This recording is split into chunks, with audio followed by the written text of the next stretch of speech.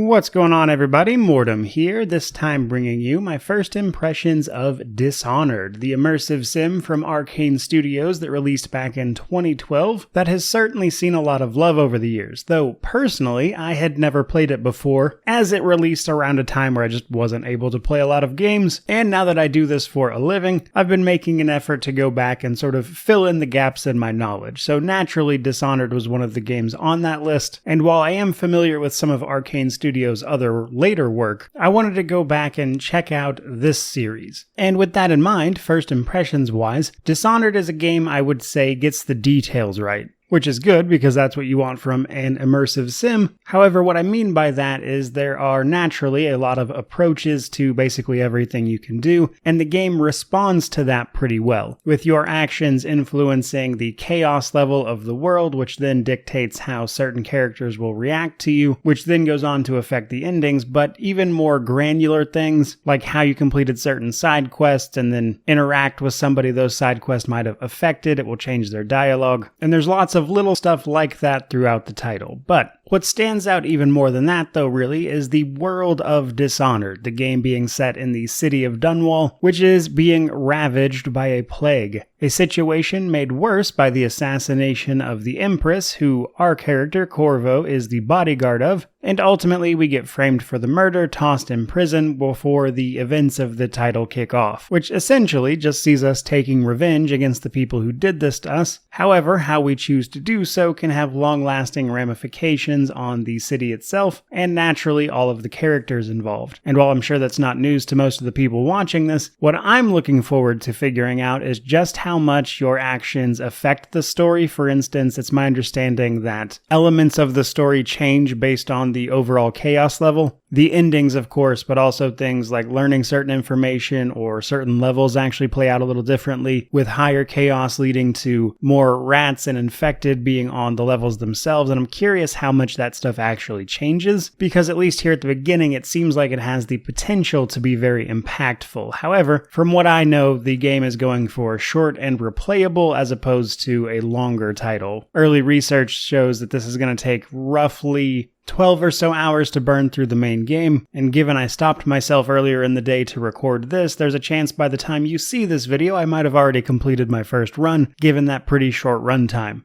Though all of those things apparently also carry over to the DLC, so again, I'm just very curious how all that stuff is going to interplay with each other. And in terms of a first impression, I do think it's a good thing that the game has already piqued my interest in regards to those things. Like, I'm honestly very curious to see how those things play out, which is largely due to the fantastic setup the game has already given me. Now, on the flip side of that, we have the gameplay, which is where I think the game probably shows its age, so to speak, the most. Not to say it's bad, but it is slightly clunky in places. Though the game uses a mission system for the most part, it's relatively linear. We have a hub in between missions, and then we go on to take whatever mission's next, which sees us sailing off in a boat to the next area. And then the missions themselves are more traditionally designed levels that we have to move through, and we have all sorts of options on how we do this, which is helped along by our powers granted by the Outsider, which is some sort of supernatural being who has essentially granted us access to magic, which allows us to blink and move, which opens up all sorts of gameplay possibilities. But I'll save speculation about the Outsider for the review itself. In traversing the world of Dishonored, it's hard to really ever feel like you're in danger. I'm trying to do my stealth no-kill runs first, just because that feels like it's going to be the most difficult, which is down to, again, the gameplay. Thanks to all of your